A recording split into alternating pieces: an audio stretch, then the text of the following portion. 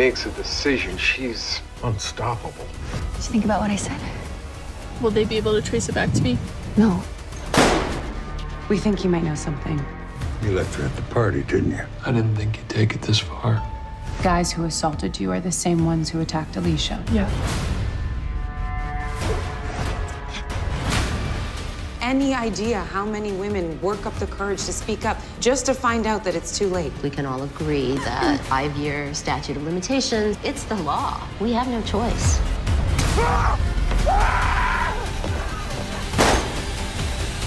Give you one more chance.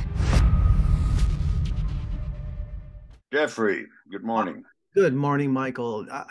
I am at a loss of words. You are such I love your haircut. Oh, thank you very much. We have the same barber, don't we? Absolutely.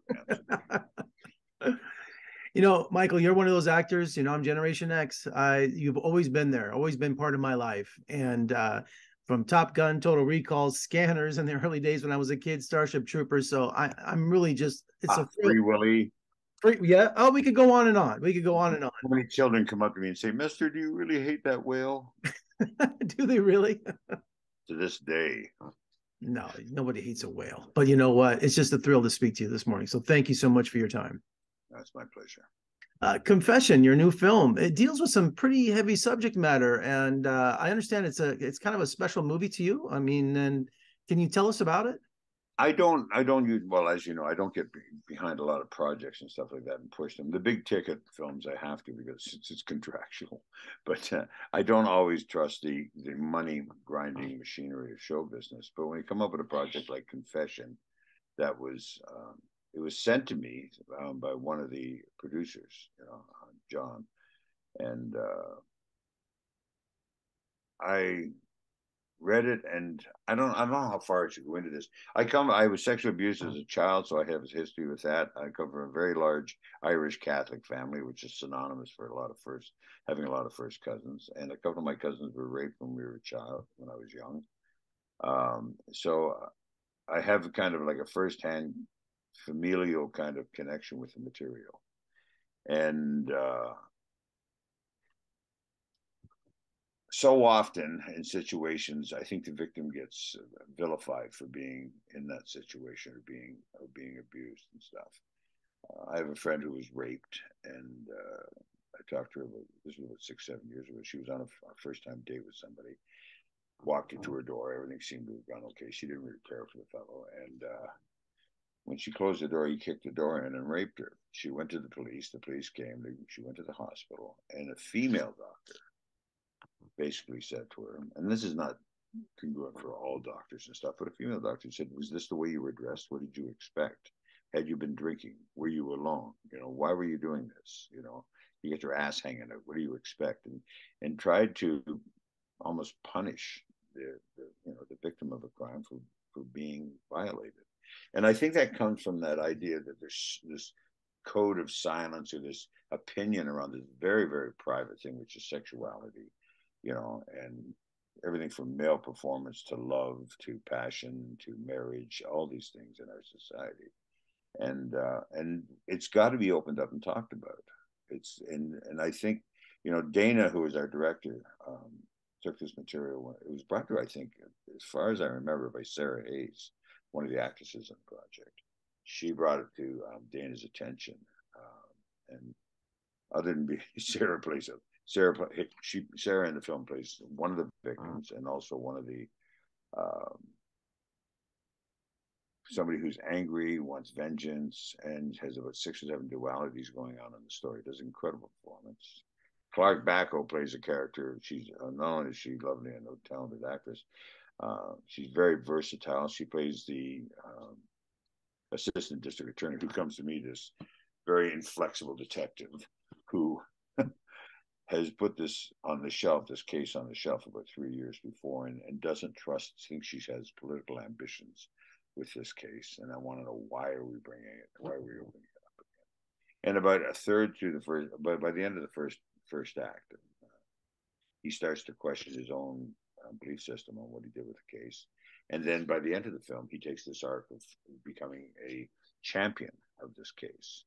and of sexual cases and stuff. So hopefully, what happens with my character, with that, with that kind of education and the awakening of my character, is what we want to do with the audiences out there, male and female.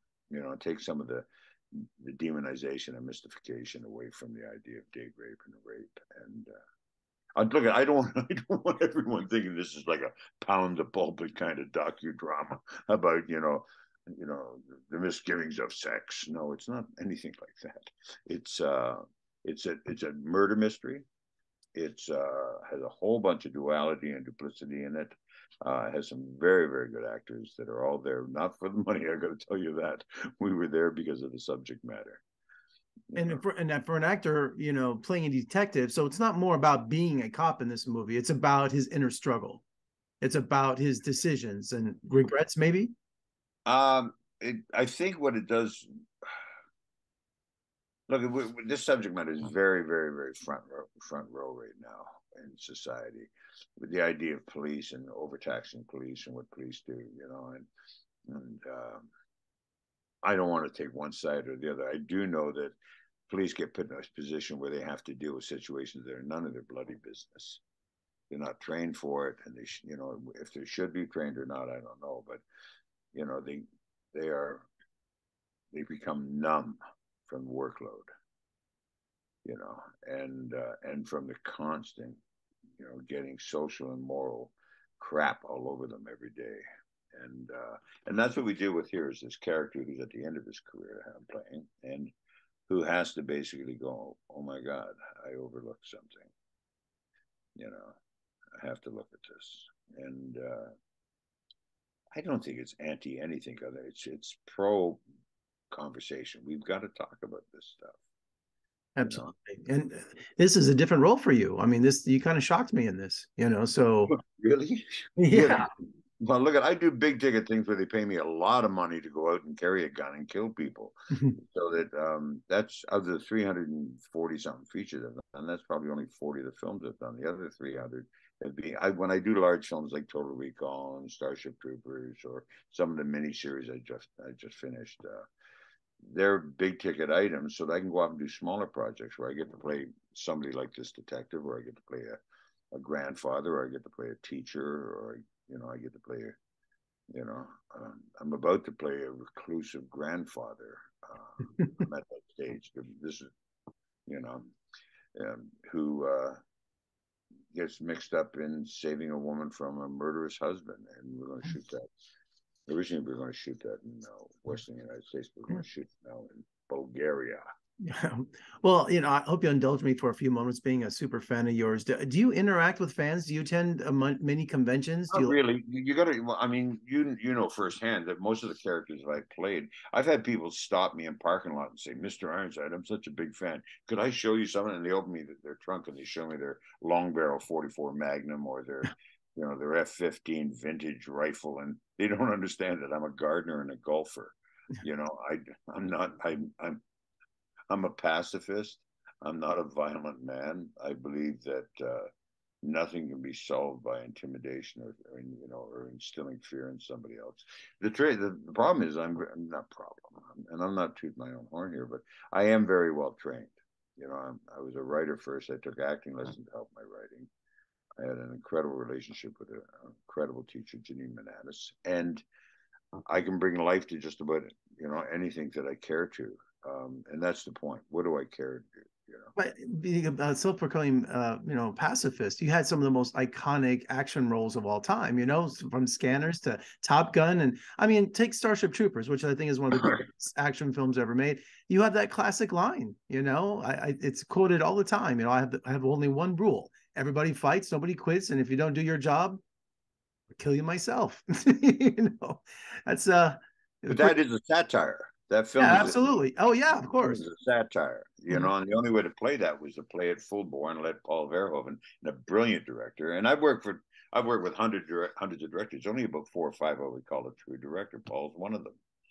He's in full control of his material and stuff like that. And he was did such a good job on that. When we did the press tour on that, I had reporters and people asking me, why are you a fascist? Yeah. Why are you so fascistic? Why do you believe in guns? Why do you do this? Why would you back a piece of property? And I went, wow, these people completely missed the mark on this. Absolutely. You know, I mean, there's that wonderful moment when they find the big bug in the cave, and he puts his hand on its ass and says, "It's in pain," and everyone cheers. I mean, how much more on point do you have to be? Right. That, you know, it's no, it's a pleasure to bring life to these damaged characters. I choose projects out of all the films I've done. There's probably only two that I really can say that I only did for the money, and I wish I hadn't when I did it. It's I choose projects based first on the writing, then second on the location. I love being on location, and because you get to visit all these different places in the world, and they pay you to go there, and put you in nice hotels, and when I'm bringing these damaged, twisted, dark characters to life, I want to make them as real as possible. I don't, as far as I know, other than there's two projects I wish I had never done, and I will not name them, that these twisted, damaged mental cases, their way of doing things is usually their demise, and it doesn't work for them. It doesn't work. Coming from a place of fear, coming from a place of violence, coming from a place of trying to get the world to change so you won't have to. It doesn't work. All right. And I get these twisted characters. I give them life, and from that, people make a lot of money so that I can go off and do films like Confession, where I'm doing somebody who does something healing, you know, and something I believe in. Michael, thank you so much for joining me today. I had a blast, and your film is powerful, and it was such a thrill to speak to you today, and I hope we can do it again soon. So thank you so much. Absolutely. You know, you take care of yourself. You too. Thank you so much. All right. God bless.